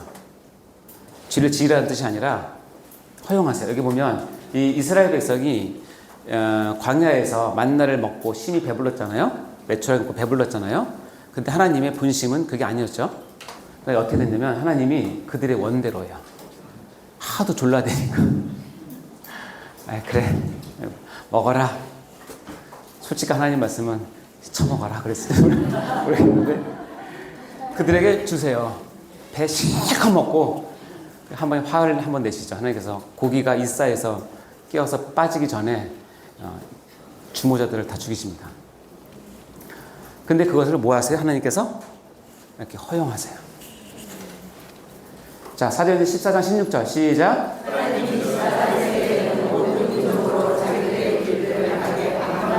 네, 방임하셨어요. 그러니까 이거는 모르겠어요. 하나님 절대 주권상 하나님 그렇게 안 하셨으면 참 좋겠는데 하나님께서 그냥 선택을 하셔서 어느 기간, 어느 지역, 어느 부분은 하나님께서 그 타치 안 하세요. 그냥 허용하세요. 방임하세요. 그럴 때 하나님의 그 방임을 자기의 욕망을 채우려고 하는 기회로 삼으시면 원래는 안 돼요. 오늘 주보 보니까 이번 돌아오는 주 수요일 날 담임 목사님 설교 제목이 뭐였더라? 허용을 뭐 욕망을 채우는 기회로 삼지 말라 그런 내용이었던 것 같아요. 아마 이런 내용이 있지 않을까 싶어요. 자, 이제 작정은 이해되셨죠? 네, 하나님의 뜻입니다. 자, 이 작정 가운데 특별한 부분, 이제 예정. 여러분이 가장 궁금해하시고 실은 삼위일체만큼이나 이거 풀어내기가 쉽진 않지만 같이 한번 마음을 모아서 예정에 대해서 보겠습니다. 여러분 예정을 여러분 알게 되면 아까도 얘기했지만 나를 향한 하나님의 사랑이 얼마나 크시고 얼마나 위대하시고 그리고 얼마나 분명하신지를 알게 돼요. 그래서 하나님 앞에서 겸손하게 되고 함부로 하지 않아요. 네, 그리고 분명한 확신이 내 마음에 들어오기 시작하면서 내가 비로소 하나님의 자녀로서의 새로운 삶을 너끈히 하셨어요. 옆에 사람을 보면서 어머 그렇게 하고도 하나님 믿어? 라고 해도 내 마음은 전혀 그렇지 않아요. 진짜로. 객관적으로는 그 사람들이 나를 걱정해 주지만 내 마음의 영혼은 이 예정을 알면 다 뛰어넘습니다. 다 뛰어넘어요. 그 은혜가 임하시기 바랍니다. 자, 이제 예정에 들어갑니다. 예정에 들어가니까 여러분 정확하게 잠 깨셔야 됩니다. 자, 하나님의 예정에는 두 종류가 있어요. 하나 뭐죠? 유기입니다. 하나님은 선택을 예정하셨고 또 뭐요? 유기를 예정하셨어요. 선택은 그야말로 뽑는 거. 유기는 뭐죠? 버리는 거. 자, 그러니까 하나님의 예정에는 두 종류가 있어요. 선택하는 예정과 버리는 예정이 있어요. 이쯤 되면 이제 하나님에 대해서 오해하시는 많은 분들이 이렇게 얘기를 합니다. 하나님이 그 왜 성하시냐? 선택하는 건 좋다. 근데 왜 버리냐? 버려놓고 나한테 죄 졌다고 왜 징벌을 내리시고 지옥에 보내냐? 여러분 어떻게 대답하시겠어요? 받을만 하니까? 자, 지금부터 오늘부터 지금 나오는 예정론은 여러분이 몸담고 있는 장로교 교리가 즉 칼빈이 세운 교리 중에서 가장 대표적인 장로교 독특한 교리예요. 그렇다면 여러분 주위에 있는 감리교나 성결교, 침례교 이런 데서는 예정을 안 가르칩니다. 아시겠죠? 그러니까는 여러분 잘 생각하세요. 그래서 예정을 모른다고 이단이라고까지 얘기하진 않아요. 근데 저는 조직신앙을 전공하고 여러분 가르친 입장에서 예정을 모르면 하나님의 본심을 이해하기가 굉장히 어려워요. 그리고 하나님을 착하게 만들어요. 무슨 얘기냐면 예정은 하나님께서 우리를 구원하시기로 창세전에 뭐 했다? 이미 정하셨다는 뜻이에요. 근데 이거를 칼빈주의로, 그러니까 기독교는 크게 두 축이 있어요. 칼빈주의로 대변되는 게 있고 하나는 알미니안주의라고 대조되는 게 있어요. 그 두 개의 가장 큰 차이는 뭐냐면 구원을 이룸에 있어서 칼빈주의는 하나님의 절대 주권과 예정 속에서 하나님께서 100% 나를 구원하시고 나를 책임지신다라고 믿는 것이 여기 장로교 칼빈주의고, 알미니안주의는 뭐냐면 그것도 중요하지만 그래도 우리가 뭘 해야 되지 않을까? 그러니까 하나님이 나를 사랑하시고 나를 선택하시고 나를 기억하시고 축복해 주는 것도 있지만 그에 대한 대응으로 내가 하나님을 믿어야지. 하나님의 뜻과 나의 믿음이라고 하는 행위가 만나야 구원이 이루어진다는 거예요. 근데 우리 이성적으로는 오히려 그쪽이 훨씬 더 이해하기가 쉬워요. 근데 여러분 성경을 조금 더 깊이 보고 여러분 삶을 보면 그렇게 이 알미니안주의 가장 큰 함정이 뭐냐면 하나님의 전능성이 깨져요. 자, 예를 들어 봅시다. 우리는 하나님이 예정된 사람은 죽기 전에는 반드시 하나님께서 구원하신다. 하나님의 명예를 걸고 하나님 이름을 걸고 반드시 구원하신다고 믿어요. 그게 어떻게 될지는 각 사람마다 다르지만 알미니안주는 뭐냐면 이 사람이 그러니까 예수님이 이 땅에 오셔서 십자가에 못 박혀 죽으신 것을 칼빈주의는 하나님께서 예정한 사람을 위해서 오셨다라고 십자가 죽였다고 얘기해요. 그러니까 하나님의 그 십자가 사건은 100% 우리에게 다 적용이 돼요. 누구에게? 하나님께서 예정된 사람에게. 근데 알미니안주는 그렇게 안 보고 하나님이 이 땅에 오셔서 십자가에 못 박혀 죽으신 것은 모든 사람을 위해서 돌아가셨다고 믿어요. 엄청나게 큰 차이예요. 근데 그게 더 훨씬 더 이야기 좋을지 몰라요. 모든 사람에게, 그렇게 모든 사람에게 예수님께서 구원을 싹 이제 십자가 사건을 딱 해서 해놨는데 이것을 찾아서 와서 믿어야지만 이 사람이 구원을 받는다는 뜻이에요. 이해되시죠? 그러면 뭐가 문제냐면 내가 어떤 A라고 하는 사람을 구원하고 싶은데 그래서 십자가에 예수님께서 오셔서 다 구원을 이루셨는데 이 A라는 사람이 끝까지 뭐예요? 안 믿고 거절해요. 그럼 하나님 마음에 속 타는 거예요. 얘가 믿어줘야 내가 구원하고 싶은데 내가 얘를 구원하고 싶은데 안 믿어주네. 아이고 제발 좀 믿어주지.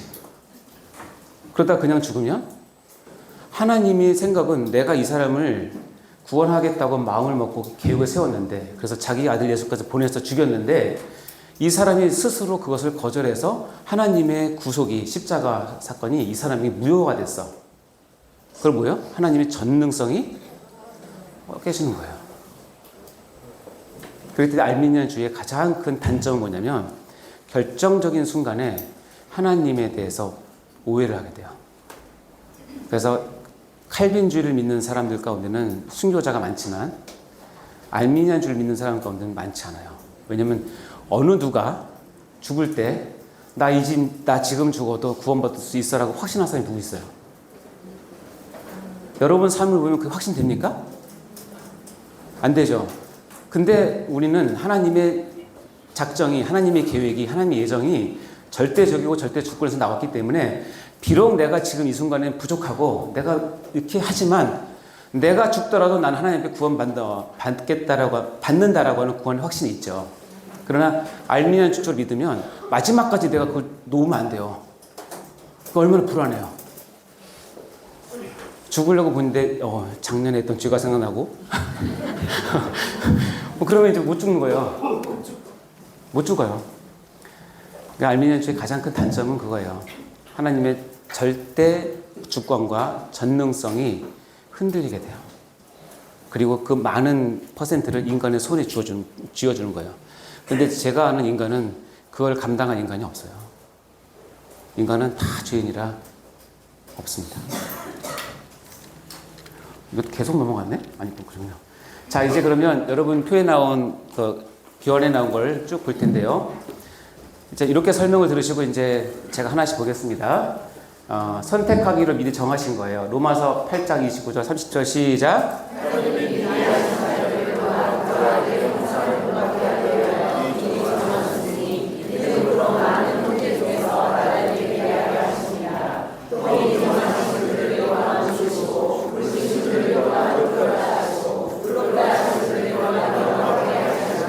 여기 보시면 미리 아신 자들을 뭐예요? 미리 정하실까? 미리 알고 예정을 하셨고 미리 정하신 자들을 시대가 되면 뭐예요?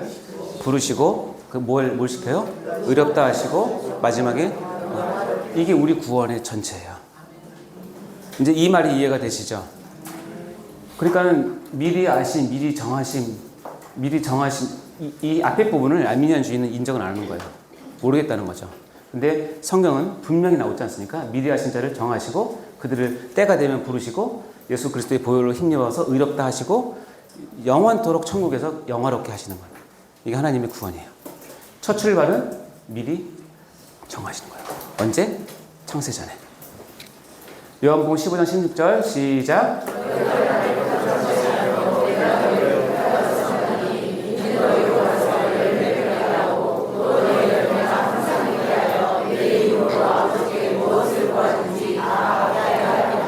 우리의 신앙생활을 가만히 보면 내가 예수를 택한 거라고 생각해요. 내가 교회를 택했다고 생각해요. 그건 사실이에요. 뭐 그렇게 할 수 있죠. 자유의지를 갖고 택했지만 조금만 더 깊이 들어가서 영적인 것을 보면 그게 아니고 내가 너희를 뭐예요?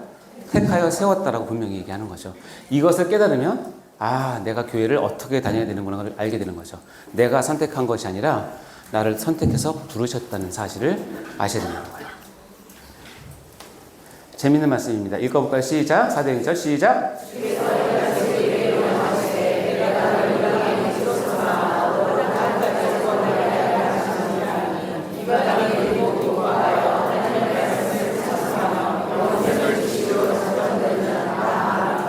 자, 이 말씀을 알미니안적으로 풀면 이렇게 됩니다.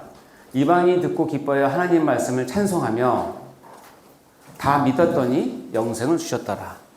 이게 알미니안적인 해석이고, 성경은 헬라어 본문은 그게 아니에요. 영생을 주시로 작정된 자는 다 뭐하더라? 있더라. 엄청나게 차이죠? 이제 이해가 되십니까? 이게 우리가 갖고 있는 절대 주권 신앙, 칼빈주의가 가장 큰 장점이에요. 성경에 이렇게 나와 있기 때문에. 자, 읽어볼까요? 시작.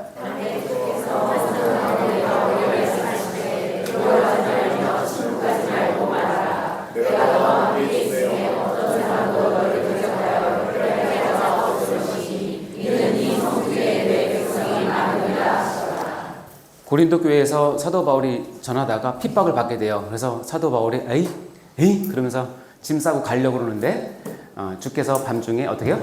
환상 가운데, 계시 방법 중에 하나였죠? 환상 가운데 나타나서 야야야 걱정 마. 내가 너와 함께 있을 것이고 이 성 사람들 너 대적하게 할 사람이 없어. 이유는 뭐냐면 이 성 중에 내 백성이 아직 많아. 하나님께서 이 성 중에 지금 생각하고 있는 백성이 많기 때문에 너 지금 가면 안 돼. 이거 해. 이 얘기예요. 이 성 중에 내 백성이 많기 때문에 너 지금 가면 안 돼. 그러면 언제 가느냐? 이 성 중에 내 백성이 많은 사람이 너를 통해서 복음을 듣고 구원을 얻은 다음 그 다음에 가는 거야. 이렇게 그렇게 해석되는 거죠. 이해되시죠? 다음에 동전의 양면인 선택과 유리. 유기는 다시 얘기하면 그래요.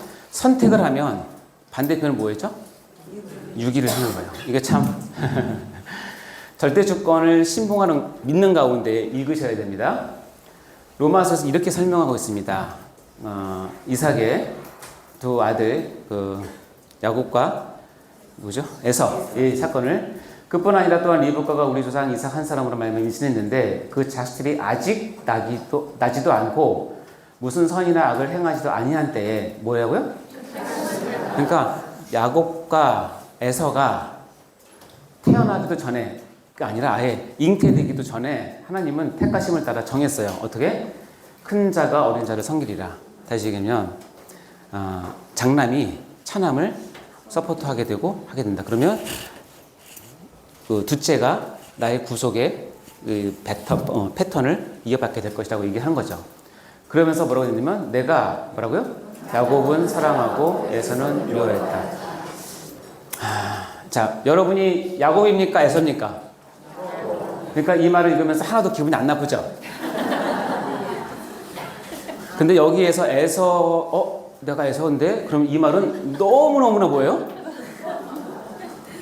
더러워 못 믿겠네, 이거예요. 여러분 지금 야곱이니까 이 말을 들으면, 그렇지, 난 사랑받았어. 근데 알고 보면 여러분 가운데 에서가 어디 있는? 에서가 들으면 이 말은 정말 이해가 안 되는 말이고, 하나님 사랑의 하나님이라며, 공평하시다며, 태어나기도 전에 정했다고? 그런 하나님 내가 어떻게 믿어? 이렇게 나옵니다. 실제로 제가 청년들 사역할 때 상담하다 보면 이런 부분이 엄청나게 많아요.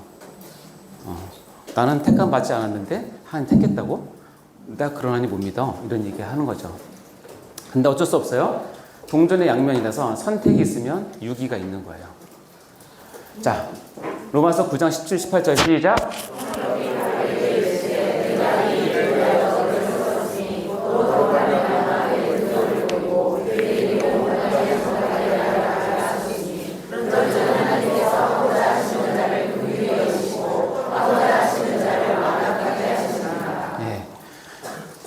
이 말씀도 참 그래요. 하나님께서 하고자 하시는 자를 긍휼히 여기시고 하고자 하시는 자를 뭐 하신다? 완악하게 하신다. 그러니까 선택과 유기는 같이 항상 가요. 근데 이게 여러분 실생활이죠. 여러분 교회에서 있을지 모르지만 밖에 나가서 생활하다 보면 어떤 분은 분명히 선택된 사람이 있고 어떤 사람은 여전히 유기된 상태로 가는 사람들이 있죠.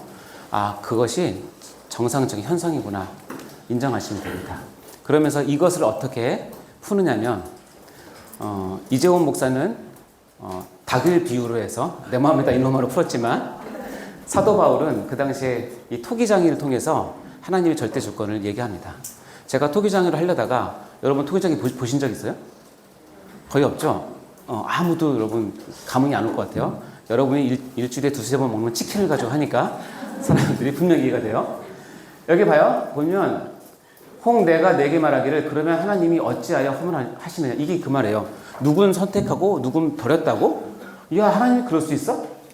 근데 뭐요? 누가 그 뜻을 대적하느냐 하리니 이 사람아 내가 누구기에 감히 하나님께 반문하느냐. 사도 바울의 마음을 알겠어요? 지음을 받은 물건이 지은 자에게 어찌 나를 이같이 만들었느냐 말하겠느냐. 그러면서 나온 게 뭐냐면 토기장이가 진흙 한 그릇 한 덩이로 하나는 귀 있을 그릇을 축하합니다 여러분. 귀 있을 그릇 하나는 뭐요? 천 있을 그릇을 만들 권한이 없겠느냐. 누구 맘이다? 사도 바울이 얘기하는 건 그예요. 이것을 설명하려고 하지 않아요. 아유 너 육이 돼서 마음 아프지? 좀 더 열심히 믿어봐. 잘 될 거야. 이렇게 얘기하지 않아요. 분명히 얘기하면 토기장이가 진흙 한 덩어리로 누구는 선택하고 누구는 버리는 것은 그분 마음이야. 나도 어쩔 수 없다. I'm sorry.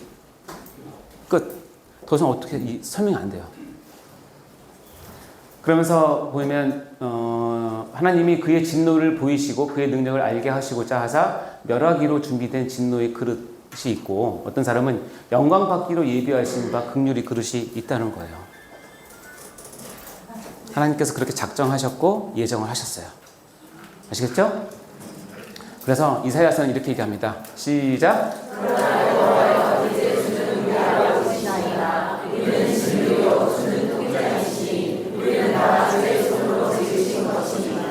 아멘? 아멘. 여러분은 지능이시고 하나님은 뭐예요? 토기장이에요. 토기장이 여러분을 어떻게 빚으실지는 몰라요. 하나님께서 하십니다. 그것을 믿고 따르는 것이 절대 주권을 가지고 하나님을 믿는 것이고 이것이 벗어나면 하나님이 용납이 안 될 수도 있죠. 자, 그러면 이제 궁금한 건 그거예요. 그러면 하나님이 자, 선택은 이해가 됐죠. 너무 좋은 일이고 감사한 일이에요. 근데 왜 멀쩡히 잘 사는 사람을 죄를 짓게 해가지고 버리냐는 이거예요. 근데 성경은 어떻게 얘기하고 있냐면 그렇게 얘기하고 있는 것이 아니라 우리 모두는 그냥 두면 자연 상태로 두면 반드시 어디로 간다?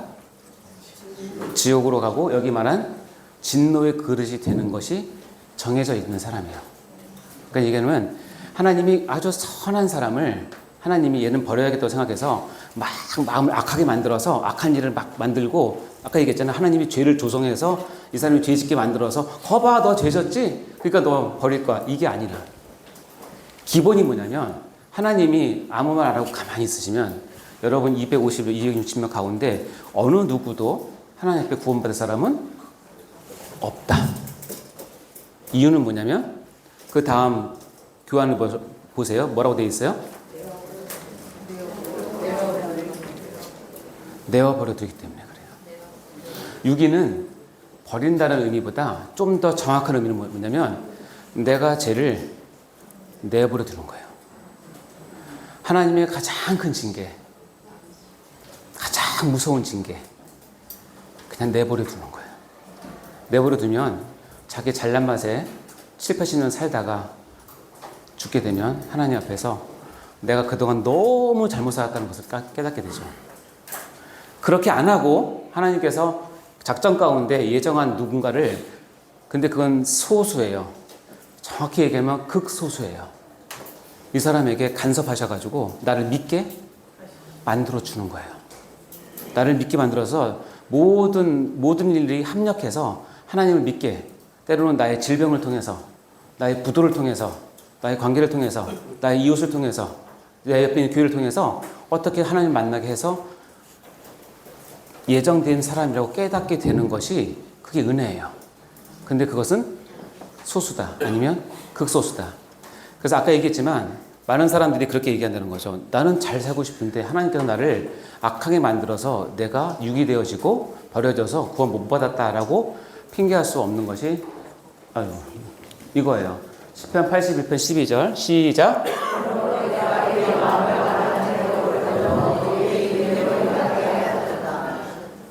하나님께서 그냥 버려두시면 어느 누구도 스스로 알아서 하나님 앞에 나올 사람이 아무도 없어요. 그게 베이스예요. 그 베이스에서 하나님께서 특별히 은혜를 주셔서 나를 예정시키신 거죠. 그래서 여기 보면 로마서 1장 24, 26, 28절에 동일하게 나오는 말이 있어요. 읽어볼까요? 시작.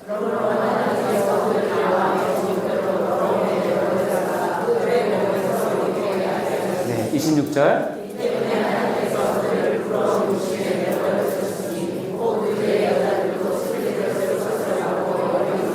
28절 시작.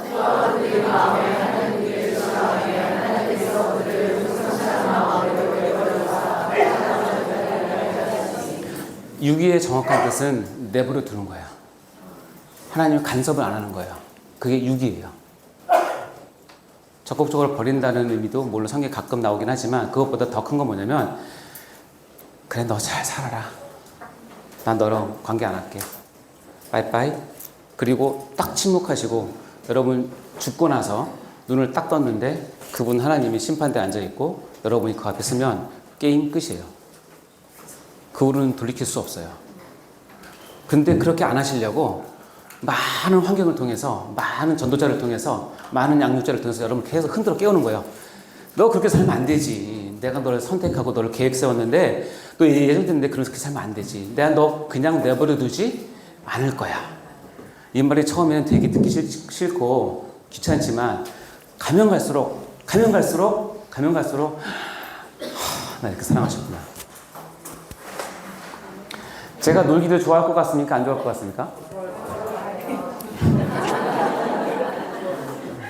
놀기를 엄청 좋아합니다. 엄청 좋아했는데 제가 왜 의대에 갈 수 있었냐? 하나님 은혜이긴 하지만 하나님 쓰신 도구가 있어요. 우리 어머니.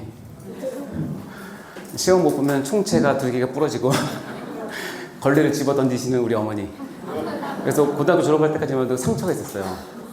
시험 못 보면 너무 괴로운 거예요. 집이 더 무섭고. 근데 내가 의대에 가고 나서 87년도 의대에 갔는데 3월달 지나면서 내가 갑자기 깨달았어요. 어머니가 나를 그렇게 간섭 안 했으면 난 절대 여기 못 온다.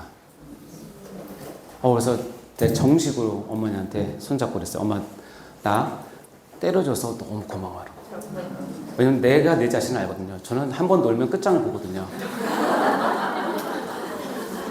국민학교 때 이미 고수과 포카를 마스터했어요. 그리고 어머님이 크리스마스 이브날은 내 친구들 모아서 우리 집에서 밤새도록 고소치기 해줬어요. 1년에 딱 하루. 그날을 위해서 평소에 갈고 닦은 실력을 갖고 놀기를 너무 좋아하는데, 하여튼 그래서 제가 느끼는 거는 간섭이 없었으면, 내버려 뒀으면 저는 이렇게 올 수가 없었다고 저는 생각을 해요. 똑같이 하나님께 저도 그렇게 생각을 해요. 내가 어떻게 어련히 알아서 하나님 뜻을 쫓고 하나님 뜻을 따라가겠습니까? 그건 언감생심 있을 수 없어요. 근데 하나님께서 여러분을 찌르고 쑤시고 괴롭게 하고 막 불에 대게 하고 가시에 찔려서 여러분이 괴로워하게 해서 하나님 찾게 만드시니까 있는 거죠. 아멘? 아멘. 감사하십시오. 아멘. 고통이 심할수록, 고난이 심할수록 감사하십시오.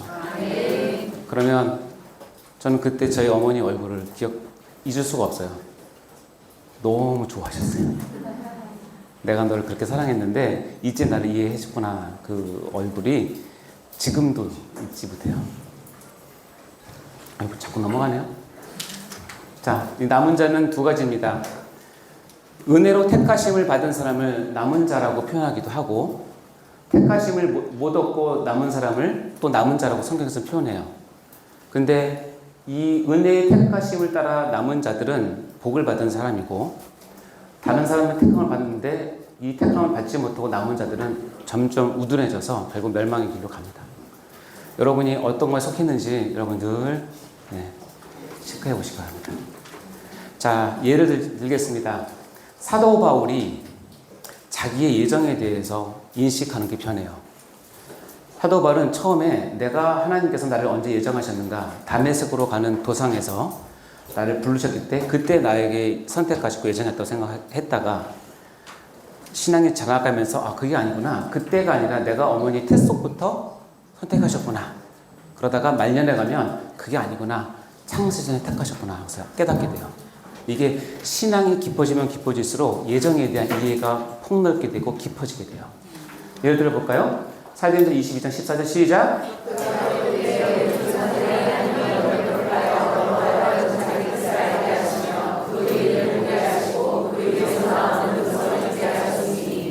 요 너를 택하라는 것은 다메섹 도상에서 예수님을 만났을 때 간증 중에 나오는 거예요. 그러니까 초기에 사도 바울은 내가 예수님을 박해하던 사람이었는데, 교회를 진해하던 사람이었는데, 내가 다메섹으로 가는 그 길에서 예수님께서 빛으로 오셔서 내가 만났잖아요.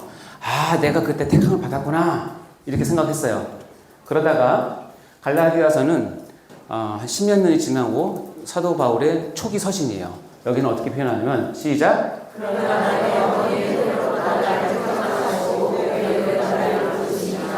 그렇구나. 다메섹 도생 나를 부른 게 아니라 이미 내가 엄마 뱃속에 있을 때부터 하나님은 나를 아시고 이렇게 쓰시기로, 이방 복음을 위해서 정말 놀라운 일꾼을 쓰시기로 나를 택정하셨구나. 할렐루야 그랬어요.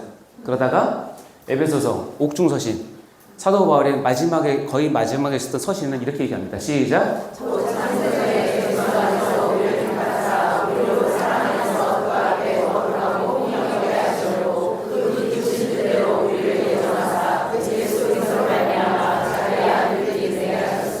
드디어 사도 바울이 깨달은 거예요. 삼위일체 우리가 배웠지만 태초 전에 있었던 영원하신 하나님께서 창세 전에 나를 택했다는 거예요. 미치지 않아요? 사도 바울이 이거 쓰면서 저는 분명하게 느끼는 건 아마 눈시울이 뜨거워졌을 거고 울었을 것 같아요. 이 한 단어를 쓰기 위해서 자기 전생을 거쳐서 하나님을 이해한 거니까. 근데 여러분 너무나 감사하게 나온 거잖아요. 창세 전에 여러분을 택하셨다는 믿으시기 바랍니다. 이 예정을 보는 가장 재밌는 사건 중에 하나가 십자가에 달린 두 강도 이야기입니다. 이 그림을 보면 이 가운데 예수님이 있고 이쪽과 이쪽이 있는데 어느 쪽 강도가 구원을 받았을까요? 네? 여기 보니까 이쪽은 색깔이 안 좋죠? 이쪽은 색깔이 어떻게 되죠? 살아있죠?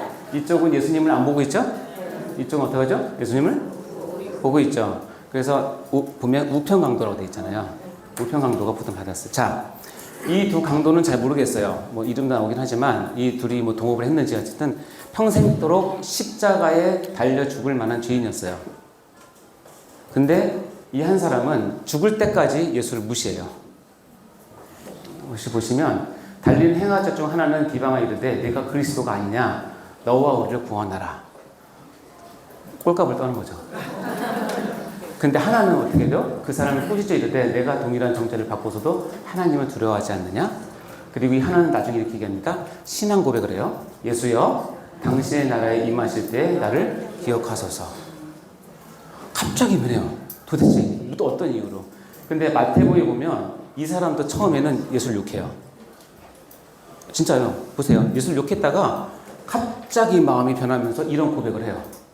그러면서 예수께서 이르시되 내가 진실로 내게 이르노니 오늘 내가 나와 함께 낙원했으리라. 저는 이것을 어떻게 읽냐면 예수께서 이르시되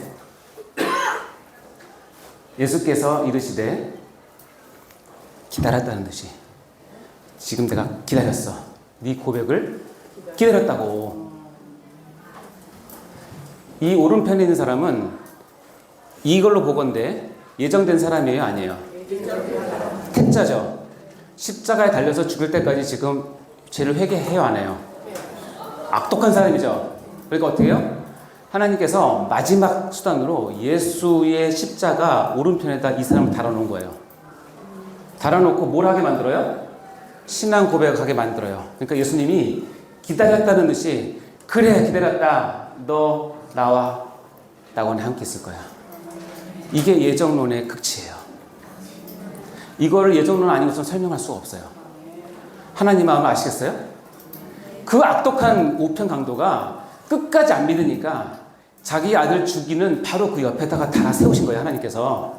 그것을 보면서 마음의 양심을 깨닫게 되고 이 신앙 고백을 하게 함으로써 예수님으로 말미암아 마지막 구원을 베풀고 돌아가시게 해요. 예정론이 가장 극명하게 드러난 사건이에요. 그래서 이 사람은 예정론으로 설명하는 가장 적합한 사람이기도 해요. 예정론 아니고서는 이 장면을 설명할 방법은 없어요.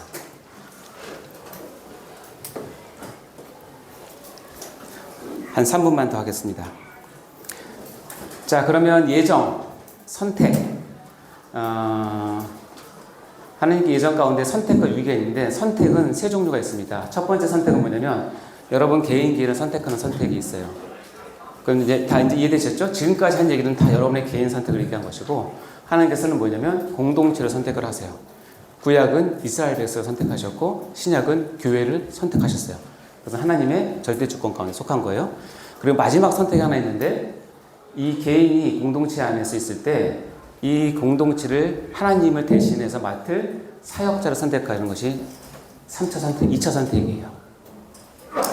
개인 선택은 지금까지 한 얘기고 공동체 선택은 신명기에 보면 너를 자기 기업의 백성으로 택하셨나니 여호와께서 너를 기뻐하시고 너희를 택하심은 너희가 다른 민족보다 수요가 많기 때문이 아니라 너희는 오히려 모든 민족 중에 가장 적으니라. 여호와께서 다만 너희를 뭐하심으로? 사랑하심으로 말미암아 또는 너희 조상들에게 하신 맹세를 지키고 싶어서 너희를 택했다. 세례된 교회가 여러분에게 어떤 의미가 있는지 모르겠지만 하나님께서 세례된 교회를 택하셨어요. 그래서 세우셨어요. 그 가운데 여러분을 불러주셨어요. 여러분의 선택도 감사해야 되지만 여러분이 세례된 교회에 와서 이렇게 신앙생활을 하고 하나님을 알아가는 것에 대해서 동일하게 감사하셔야 돼요. 아멘. 그래서 하나님을 사랑하는 만큼이나 교회를 사랑하셔야 됩니다. 사역자 선택은 예레미야는 이렇게 얘기했습니다. 내가 너를 모태에 짓기 전에 너를 알았고 내가 배에서 나오기 전에 너를 성별하였고 너를 여러 나라의 선지자로 세워놓으라. 역시 사역자의 선택은 2차 선택인데 이것도 하나님께서 특별한 계획을 가지고 선택하세요. 여기 있는 모든 사람이 다 사역자 될 수는 없어요. 그건 하나님께서 특별한 계획이 있으실 때 가능합니다. 그러니까 지금 우리말로 하면 목사가 되는 걸 얘기하는 거예요.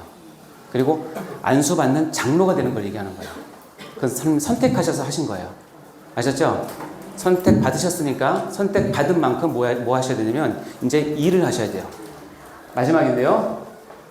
여기서 4장 시작.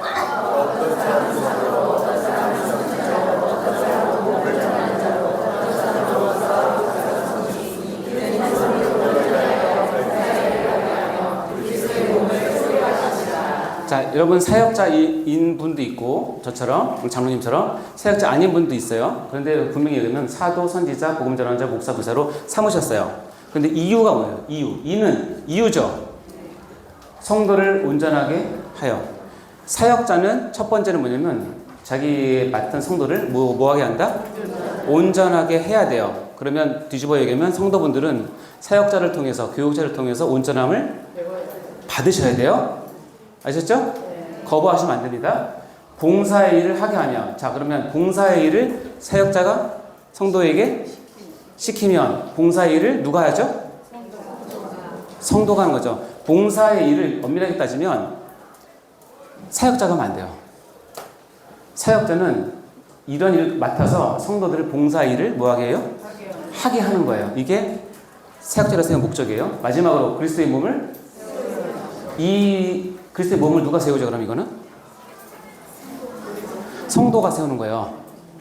그러니까는 성도를 온전하게 하고 봉사일을 시키면서 결국은 뭐냐, 그리스도의 몸을 여러 성도가 다 힘을 합해서 세우도록 부름받은 사람이 누구다? 사역자다, 사역자. 그러니까 사역자를 대할 때는 하나님께서 내가 온전케 되고 봉사일을 하고 그리스도의 몸된 교회를 세우는 일에 나를 지도할, 하나님 대신에 지도할 사람으로 2차적으로 선택하셔서 보낸 사람이라고 인정하셔야 돼요. 여러분 목사님들이나 들어보면, 간증 들어보면 다 기가 막히지 않습니까? 진짜 여러 우여곡절 끝에 목사가 되고 옵니다. 하나님께서 왜 그렇게 하셨을까요? 이 일을 하려고 하는 겁니다. 여러분을 온전하게 세우는데 쓰임받고 여러분이 봉사일을 하는데 지도하고, 그래서 여러분이 나서서 그리스도의 몸을 세우는 것에 교육자들이 쓰임받게 하기 위해서 한 거예요. 그러면 나도 하고 싶다 그러면 기도하세요.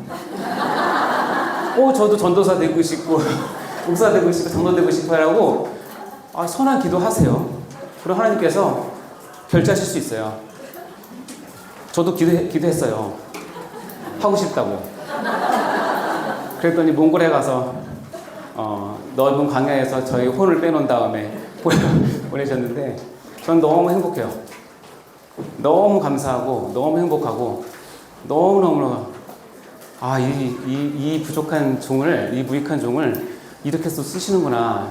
하나님 멋쟁이, 최고, 짱짱. 여러분 다 그렇게 되시기 바랍니다. 자, 1번 시작.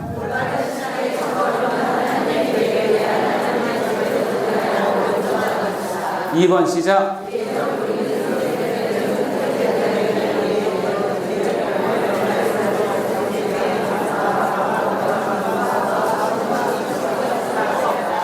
아멘. 2번 이해되셨죠?